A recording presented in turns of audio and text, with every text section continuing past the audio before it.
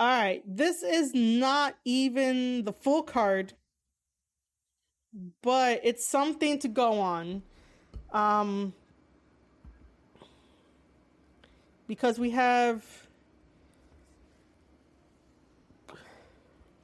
um we have one, two, three, four, five, six, seven. We got like 7.5 days to make some more freaking matches. I know Alex said that he's an AEW fan, and Alex, I need you to listen to my story pretty closely. Just so you know that I'm gonna snooze ads for like a little bit. Um, cool, awesome. Alex, when you find the details on that, you're gonna have to send me a message about how we're gonna do that. But while you're searching, so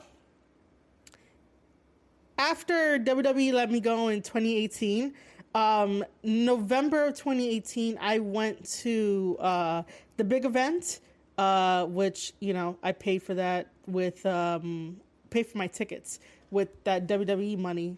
So I was able to meet all the EVPs before they decided to make AEW. And we all had a great time chatting and stuff like that. And, you know, they basically, all of them except for Kenny Omega knows that I've worked for WWE. So fast forward, they make AEW. I was a huge supporter of AEW. I really enjoyed it. It was something new. It was something fresh. And I truly believe that it was definitely the alternative. And, you know, I really did enjoy it. If you go back into my archives, I have podcast episodes about it. But then it started getting where I was ranting about it because there was just certain shit that they were doing. And mainly the rants were towards Cody Rhodes. Now that Cody Rhodes is in WWE, I'm all like, I'm sorry that I ever ranted. Like, I totally get it now. But yeah, it's just that lately, for a good while, AEW has not been hitting the right stuff for me to like really fall back in love with it. And you know, so if I say anything, I don't just say this sucks and move on. What I do is that I would say that I do not like this, and then I will give substantial reasons why I don't like it, and then I will give suggestions on like how to improve it. Because the whole entire thing of the Square Circle podcast by me, Marie Shadows, is basically to try and make professional wrestling better than it was yesterday.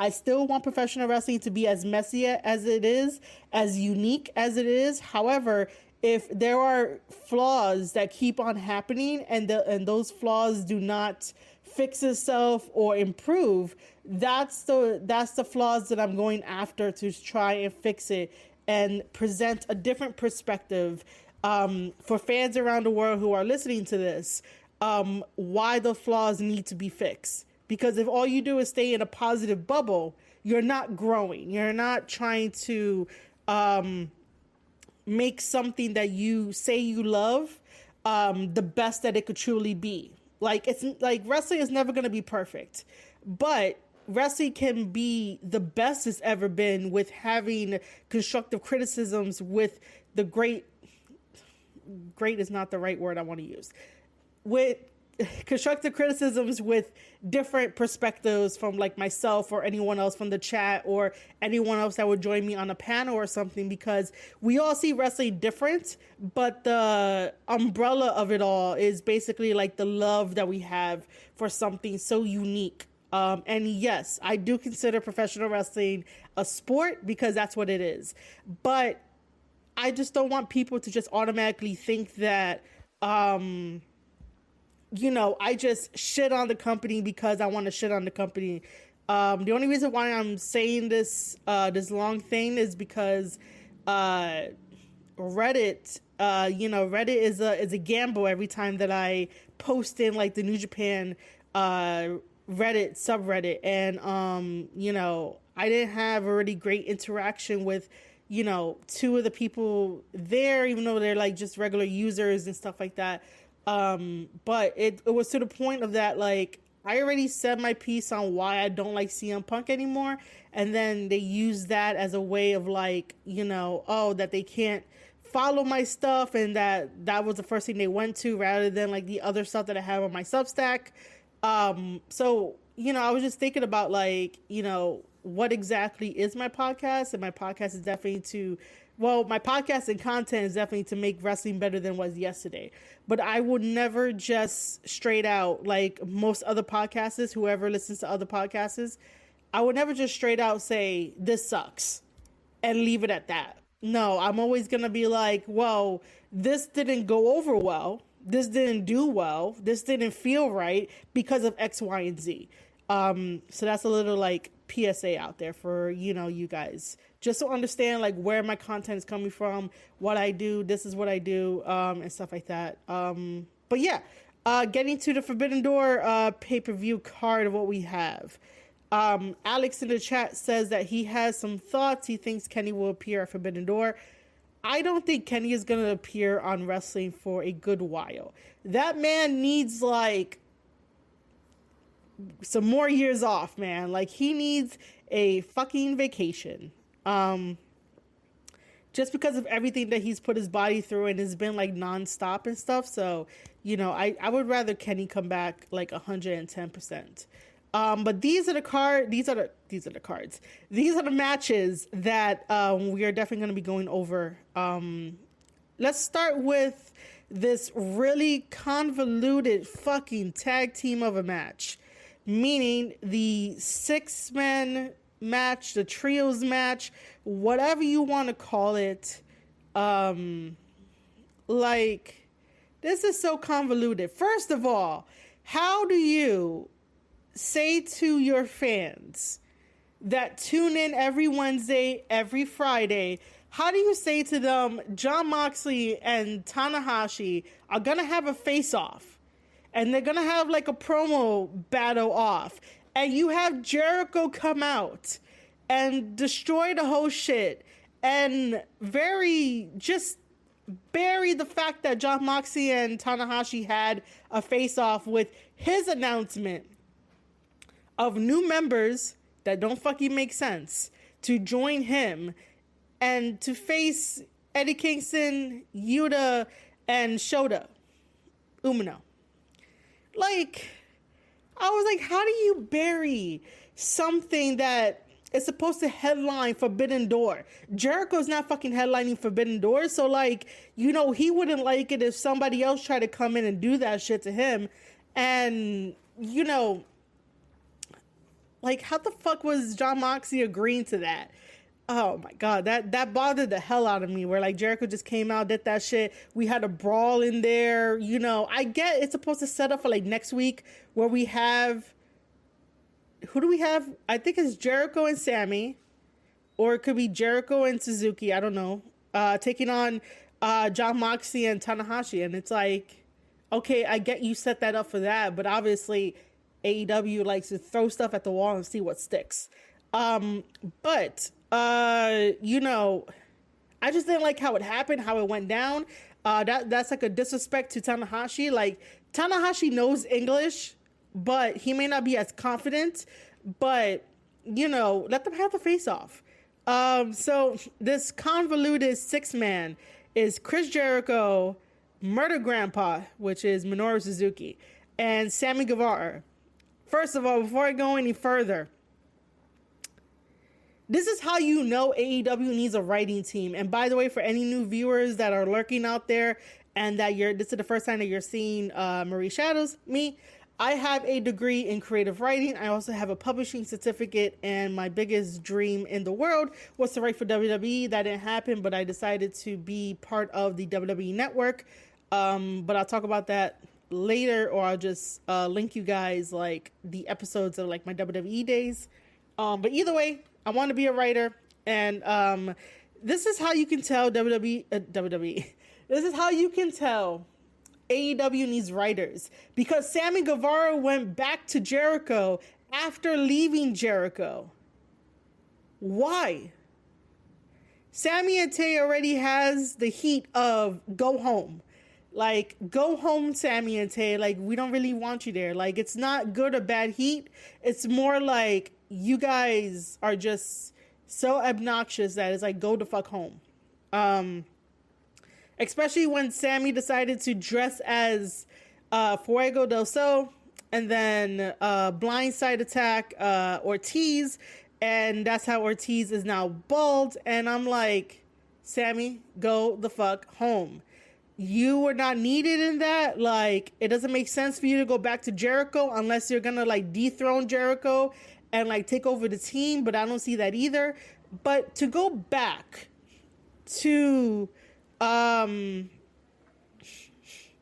but to go back to like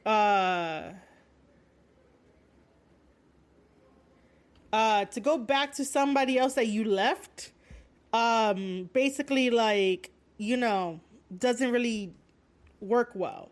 um Give me a second here, guys.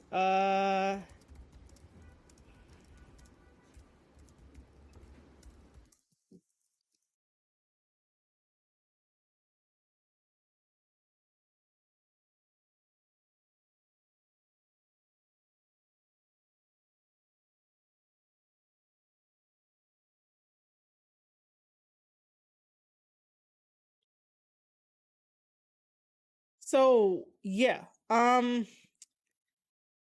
that's one thing where like I didn't understand about it.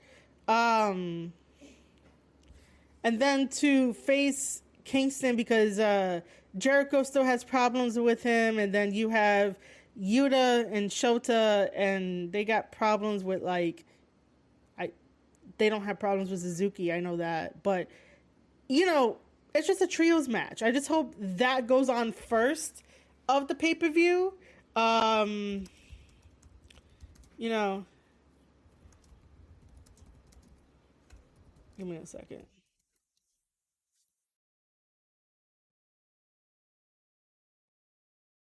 So yeah, I really hope that goes first. As far as who I want to win, um, I don't know because I like Suzuki. Really? Excuse me.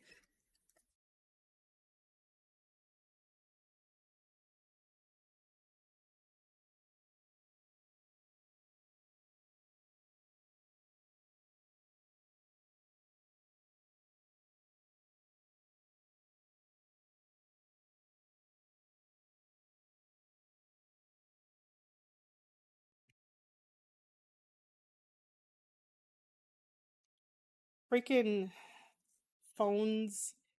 Um,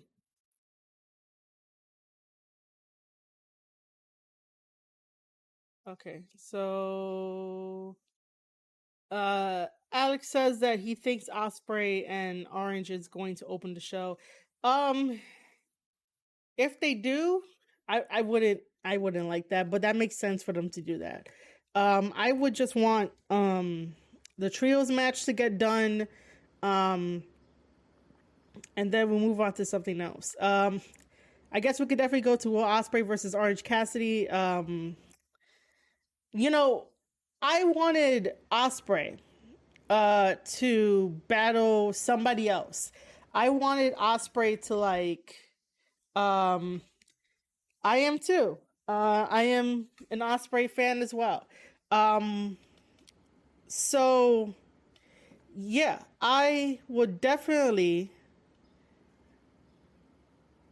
especially right now, he has Akira Francesco, which I like. I like that he has Akira in there as well. Um I don't get Orange Cassidy. Orange Cassidy is not my type of wrestler. But I know he's other people's type of wrestlers, and that's cool. That's awesome. I'm not getting on you guys for liking Orange Cassidy. It's just that me personally, I don't see the appeal to Orange Cassidy. I really don't.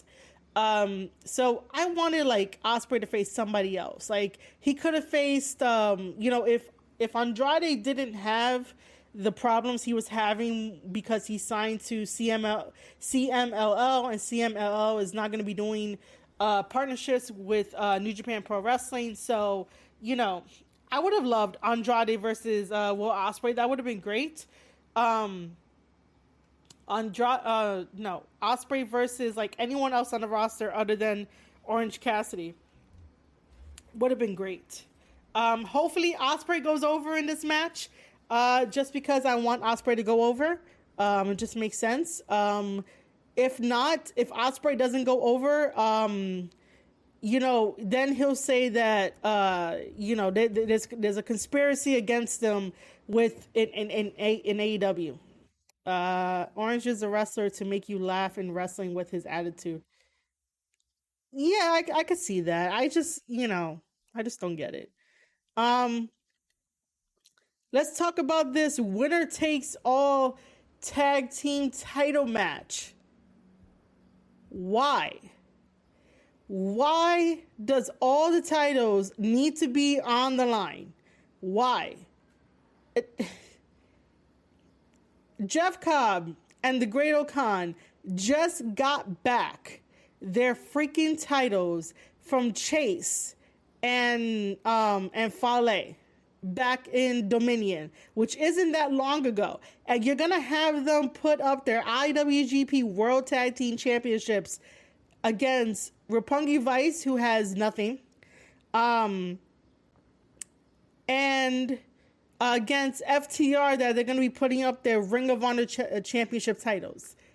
So does this mean that the championship holders don't have to get pinned to get beat? And then if they get beaten, this really hurts my brain for a second. Really soon, I think, come out the rankings of PWI, and one side you have the Usos. The other side you have FTR.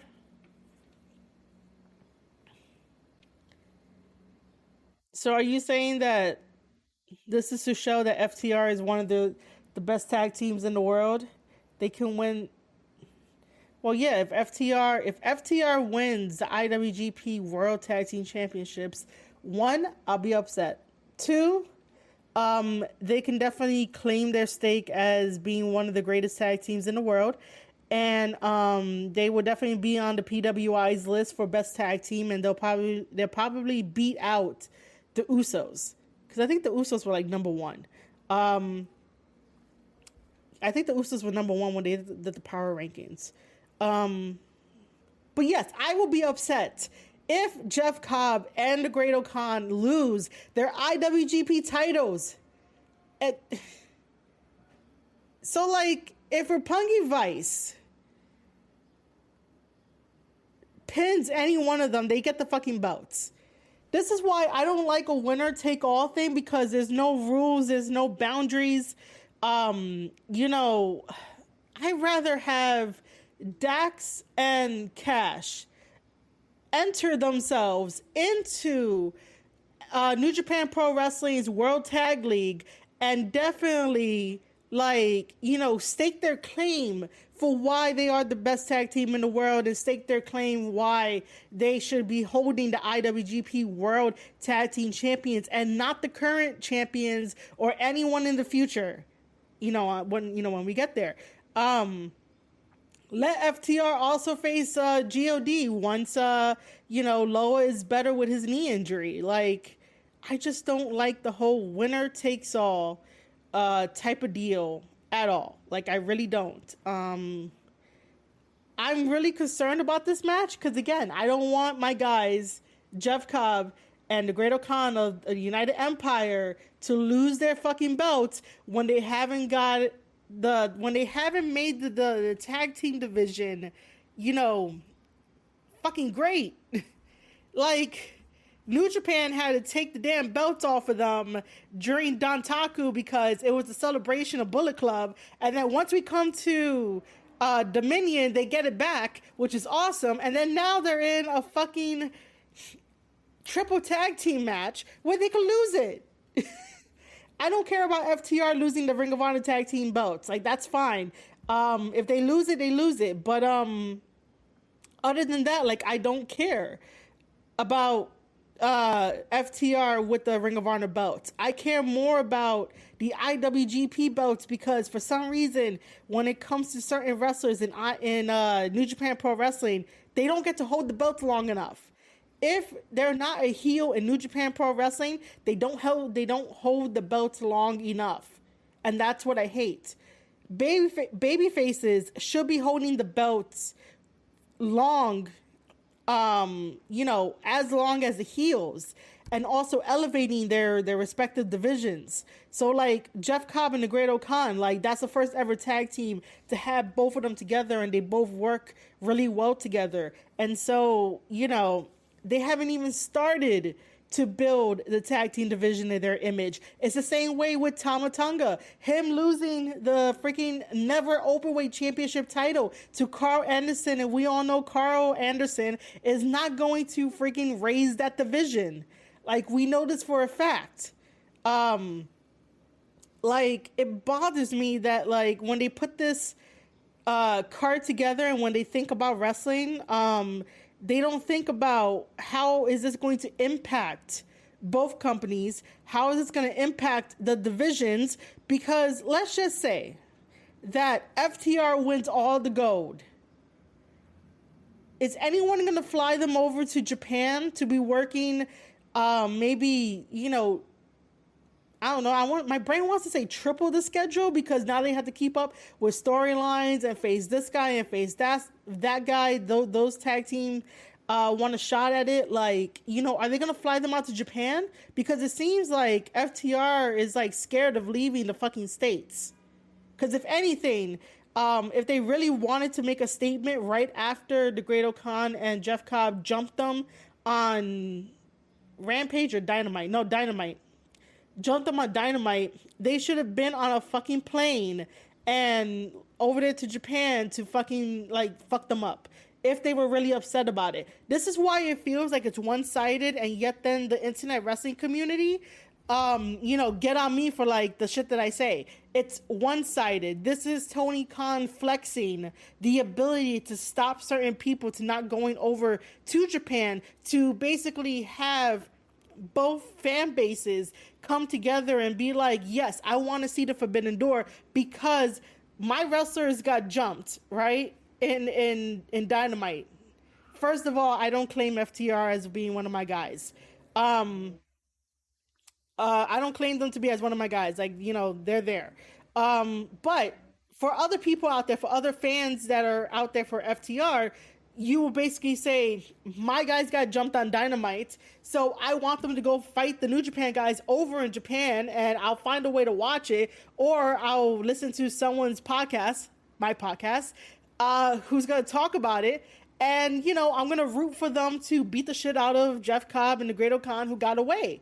Like, where is that kind of competition, that, like, kind of spirited competition to, like, do that kind of stuff? Tony Khan is so worried about trying to talk bad about WWE and trying to take shots at WWE and shit. Like, focus on the story at hand, focus on the guys that you have, and like, don't make this partnership feel like one-sided where like New Japan guys has to come to AEW to boost up your numbers because you're not doing anything marketable to boost up your own numbers to get more people to watch who are not necessarily like wrestling fans per se, that casual fan, because that casual fan is not a myth. It's there. And the only reason why I know it's there is because my Substack, which is a newsletter and is primarily wrestling, you guys should be signing up at marieshadows.substack.com. Because I'm in the Substack program, which I'll talk about a little bit later because we got to celebrate that. I'm in the Substack program, and when I introduce myself into one of their programs and explain what my newsletter is, a lot of people on responding to me were once wrestling fans that fell out of love with wrestling, but their other family members watch wrestling, and guess what? Wrestling they watch? They watch WWE.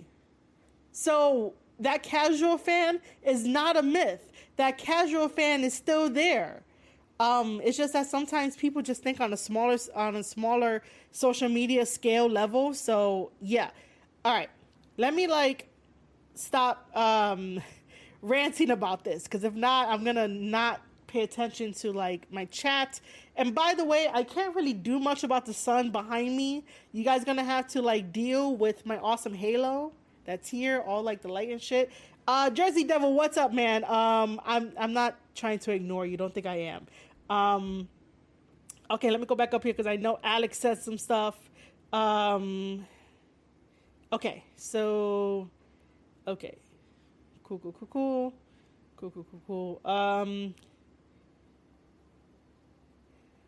I hope that this is the beginning of cooperation, but then again, you got to remember that Tony Khan basically told on himself when he was in an interview, and he explained why he stopped John Moxley from meeting Tanahashi. Um, he explained why he stopped John Moxley from meeting Tanahashi, and I fucking hate that shit. And people got on me for that too, saying I don't know anything.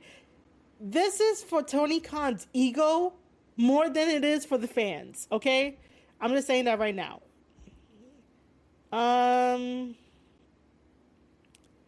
let's see.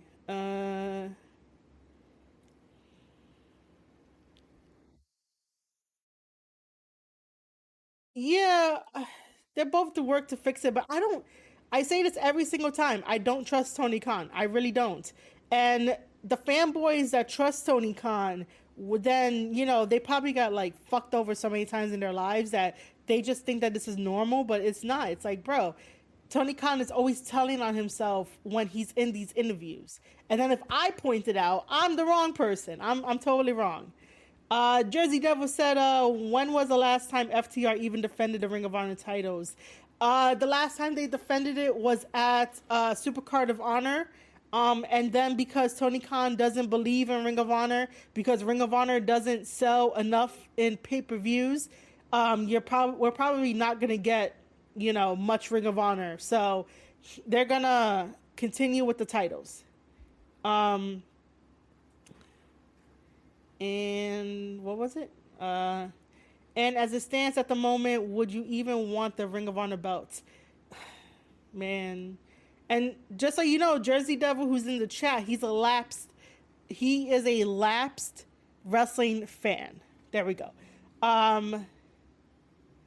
Yeah, that's what I think too, Alex. I think that eventually Ring of Honor will become like the NXT of AEW. But then again, if that is the case, if Ring of Honor is going to be the next AEW, I'm sorry, if Ring of Honor is going to be the next NXT of AEW, then that means that we have to get rid of AEW Dark, AEW Dark Evolution, and maybe give away freaking AEW Rampage.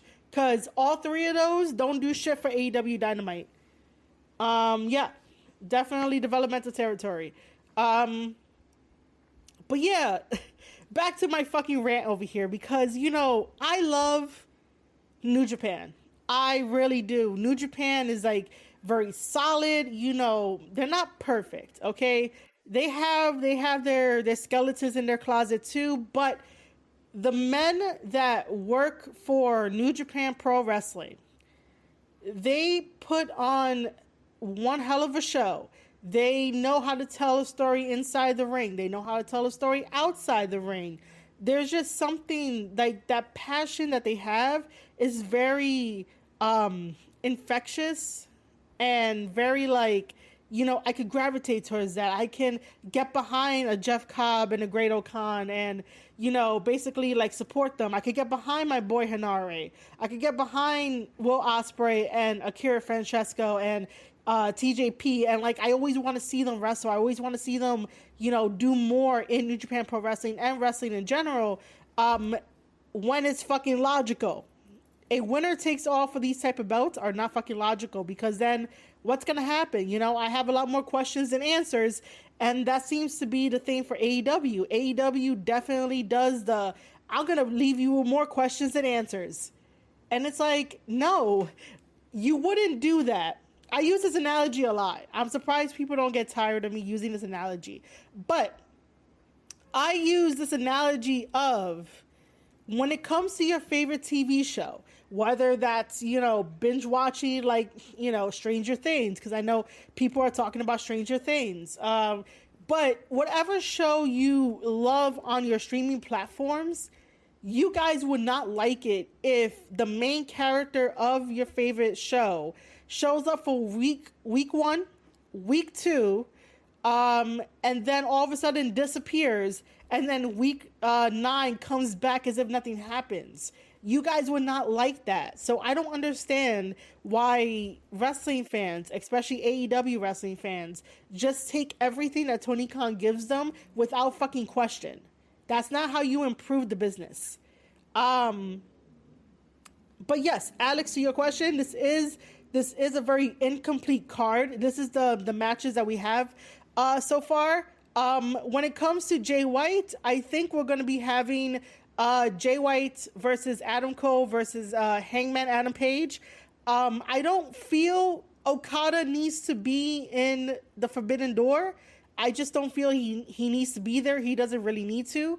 It would be nice to like hear the coin drop and stuff, but I don't think Okada needs to be there. Okada versus Hangman, I don't think that's gonna happen. But if it does, that's totally fine. Jay White was like, Hangman can have Okada, because Hangman, even though I'm wearing a Hangman shirt, right? I'm wearing a Hangman shirt. I used to like the guy. I don't like the guy anymore. Uh,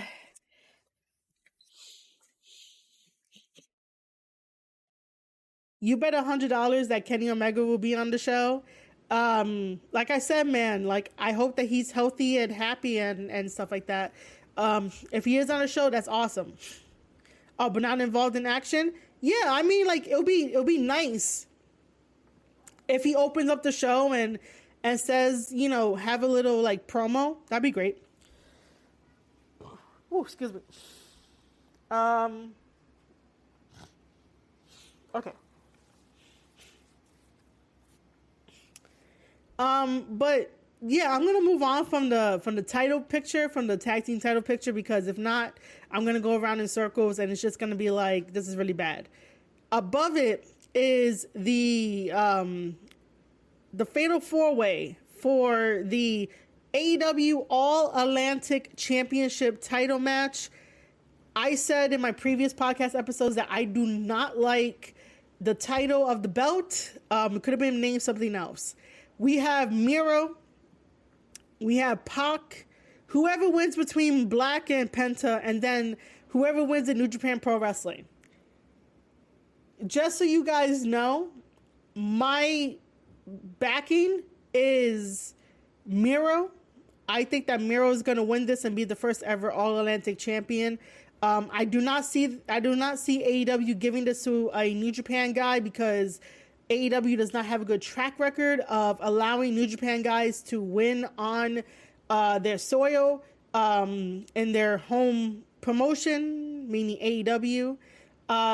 Somebody could make the argument for like, Ospreay winning his match, or like Jay White winning his matches whenever they're on AEW. But you got to remember, they are American.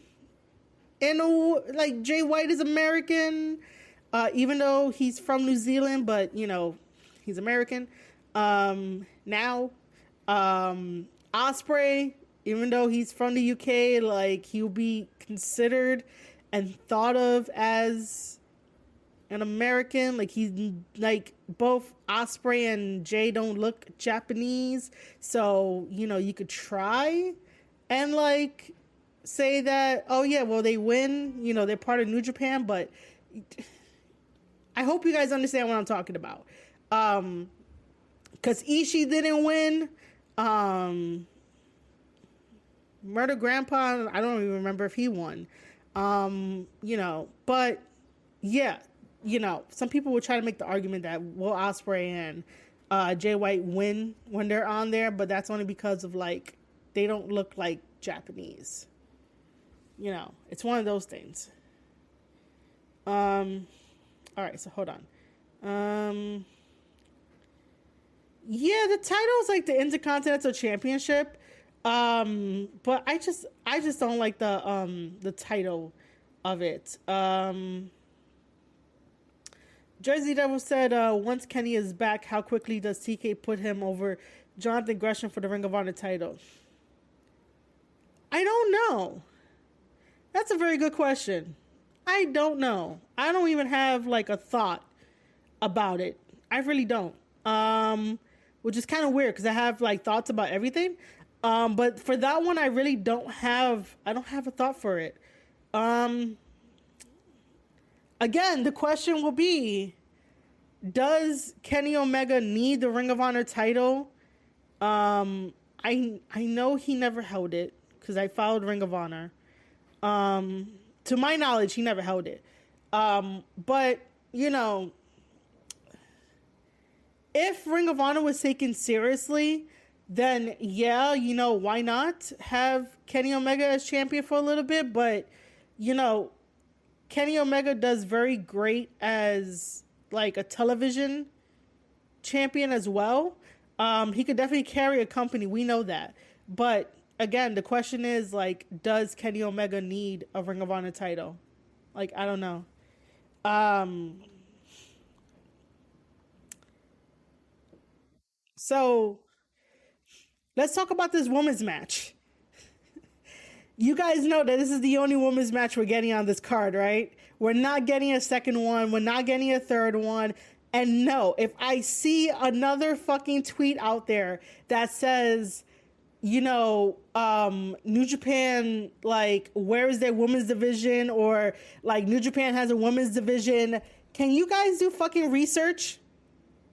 I just need you guys to do fucking research. That's all I need you guys to do. For the longest, New Japan Pro Wrestling now, they don't have a women's division. They tried back in the day to have a women's division, but it wasn't catching on. This is why we have Stardom. And please go watch Stardom. Stardom is fucking fantastic. I really wish that American female wrestlers can study Stardom and all the rest of the Japanese Joshi wrestling out there, and like try to live as a sisterhood, as a together, so that way your matches can be as smooth as like Stardom. Um, that might get me heat, but then again, like most of the shit that I say gets me heat because people like are so wrapped up emotionally, you know. Like this is an AEW straight up match. New Japan Pro Wrestling, when they were promoting Thunder Rosa versus Tony Storm, they did include that Tony Storm was a former Stardom champion. So at least New Japan is doing their part. AEW are fucking lazy. They don't do their part. And sometimes the way that I phrase things, yes, it might sound like I'm coming off as an AEW hater, but when New Japan Pro Wrestling has to put in 110% more when it comes to promoting a freaking pay-per-view that AEW wanted, that TK wanted, it's sort of really bad. It looks bad. It looks bad when you're just not really promoting it how you should be, but yet then is on Twitter promoting like Dynamite Rampage, stuff like this. But like, AEW does the bare minimum of promoting, and that's because Tony Khan doesn't have a team. If Tony Khan had a team, then it would be better. But thank you, New Japan Pro Wrestling, New Japan Global, for actually putting in more work to promote this pay-per-view than AEW. And again, the sun is back there. There's no way for me to like really close my blinds to like have to see me right. Yeah. Let me go back up and read some comments.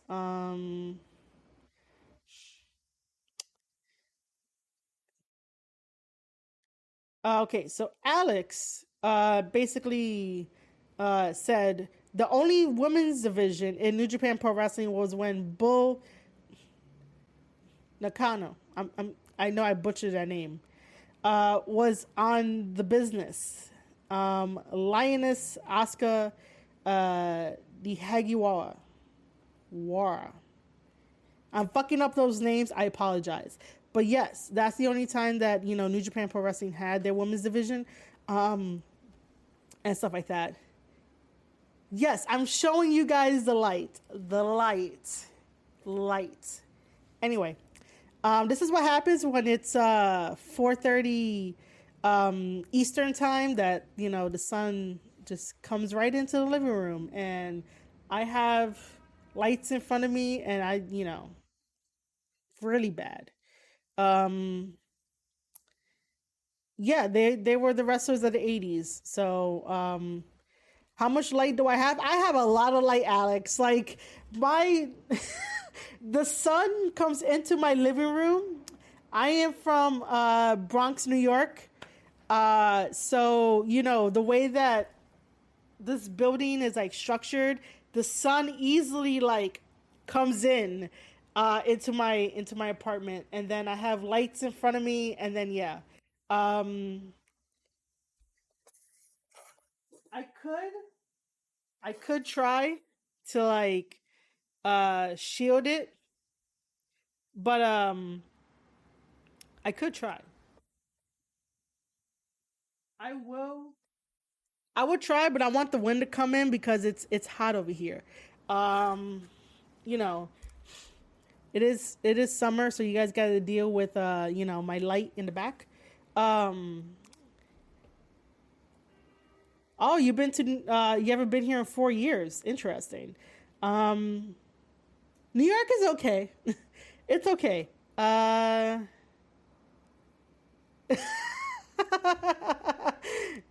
Jersey Devil is not wrong about that statement, though. You were here in July 2018. Ah, cool, cool, cool. But yeah, Jersey Devil is not wrong about that statement, man. It felt good when JY won the IWGP title. It felt really, really, really good. You know. Oh, so it's rainy in Florida. So that rain is gonna come over to freaking New York, man. Like, it was so windy for the past like 2 days. I'm like, what the fuck? How is this like so windy? But yeah, you guys get to bask in my glory, in my sunlight. You get to bask in my sunlight.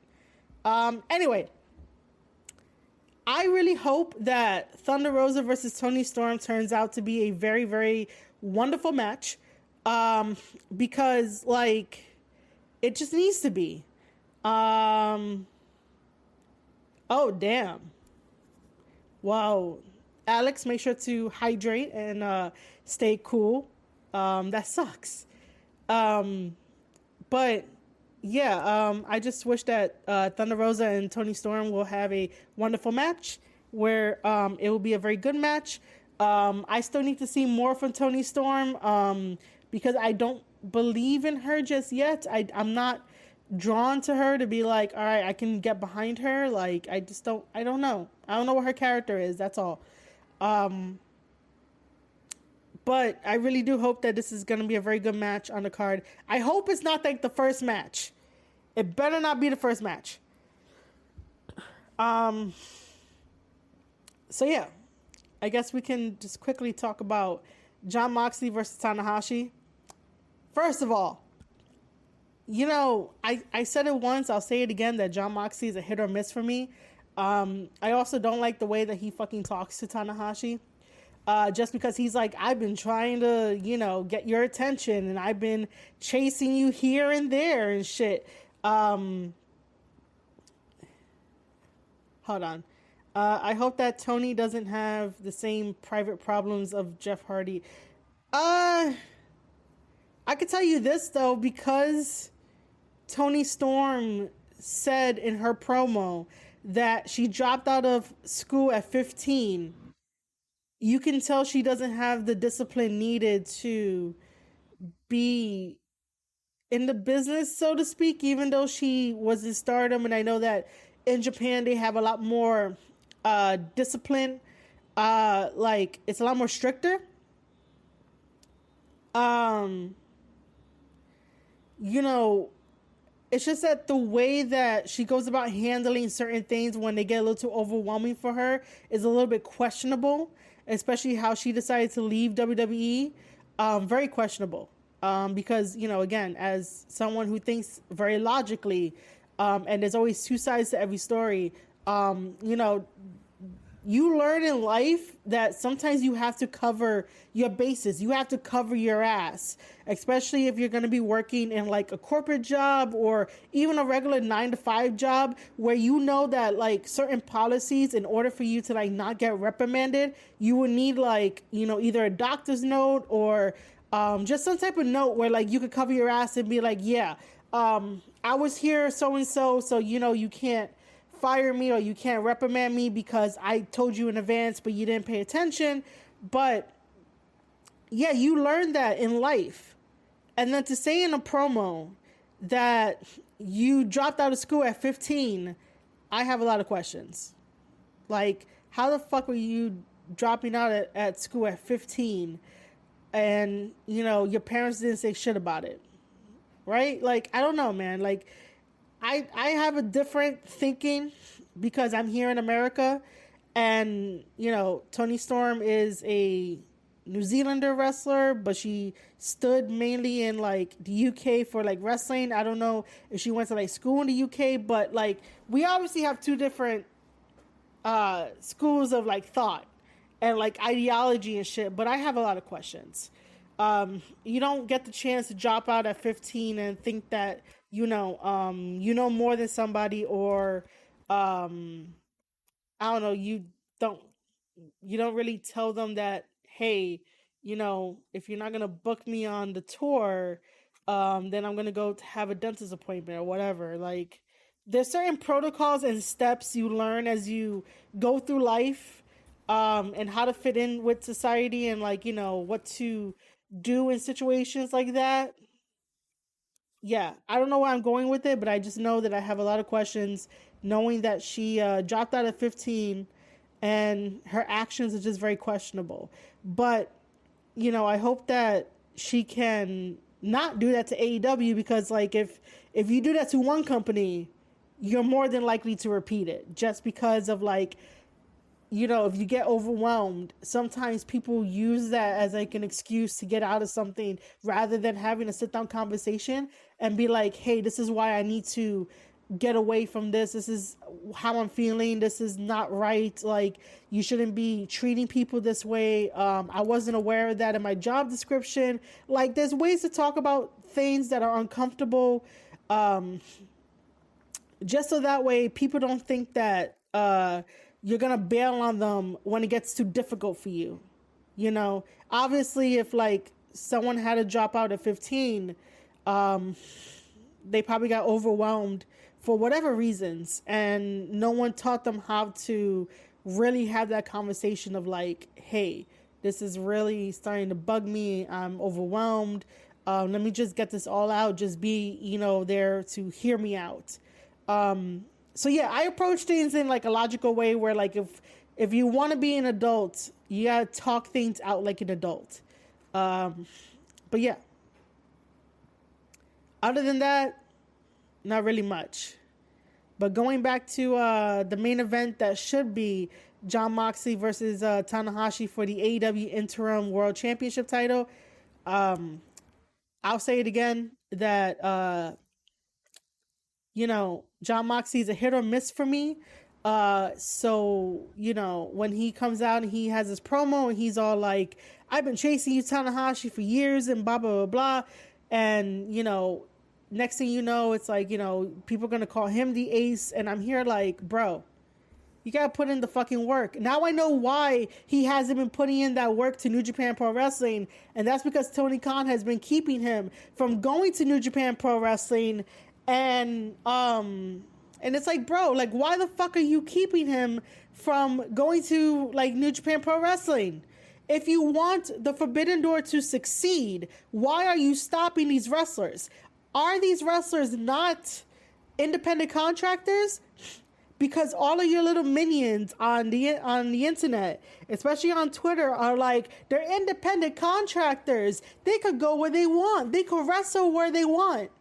But the moment New Japan Pro Wrestling gets mentioned, everyone is like hush hush about it. Everyone, don't say shit about it. But if it's like the indies, everyone on Twitter is like, they're independent contractors, leave them alone. That's what a wrestler is. I get that that's what a wrestler is. But if Tony Khan, wasn't stopping them before, why the hell is he stopping them to go to New Japan Pro Wrestling if all the paperwork is taken care of? Everything is in agreement. Both sides are like, yes, your wrestler could come over here and do a little bit of a tour because we're setting up for Forbidden Door. If everything is 100%, why the fuck are you stopping them?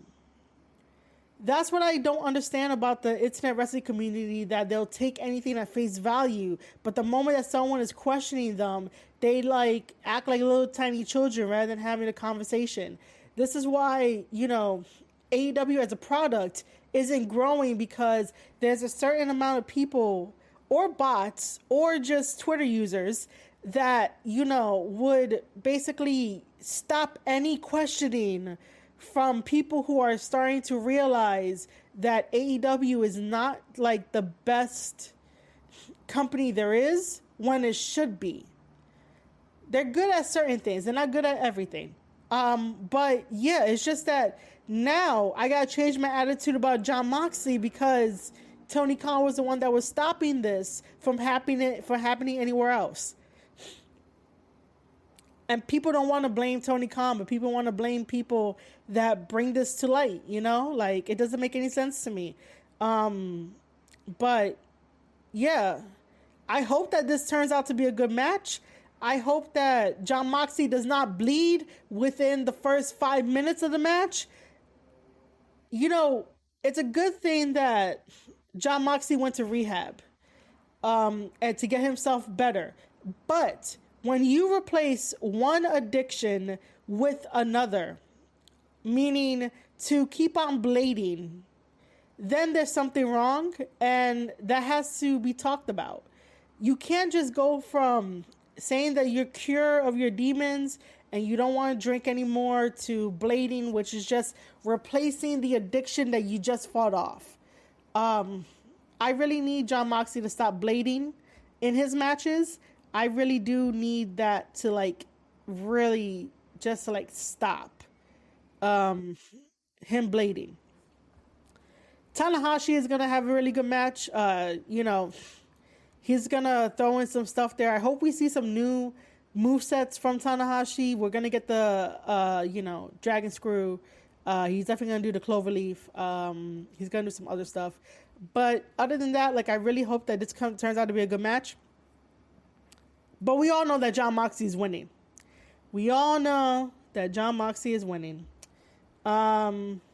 Jon Moxley is no Abdullah the Butcher. Yeah, I know, but eventually he might end up becoming that Jersey Devil. I don't know, man. I just want him to stop blading. I just want him to actually have a freaking wrestling match and shit. Tanahashi is 46? The fuck? Man, is he really 46? See, Tanahashi is a god, and he's infinite. So I don't really care about Tanahashi's age. I really don't. But to know that he's 46 is sort of what? It's just super, super funny. I want to get old like him. Interesting, man. It's like Moxie never outgrew. Yeah, I can see that he never outgrew the CZW mentality. All right, so I covered all these matches for the Forbidden Door. Excuse me. Tanahashi is in the locker room of New Japan Pro Wrestling. Yep, definitely. He's definitely a locker room leader. One day, I want to meet Tanahashi. I would like to hug him if he likes hugs. And I would also like to eat a burger with him. And I would like to get our hair done together. Like, I want to have fun with Tanahashi. That's what I want to do. So I think I covered everything that there is to cover about the Forbidden Door. Next up, we're going to be covering some New Japan Pro Wrestling Strong stuff, because we got the tag team titles to talk about. But first, yes, he is the most respected person in Japan. If this show sucks, you can call it Forbidden Door. Jersey Devil, don't tempt me. If I do that, everyone is going to come after me with their pitchforks.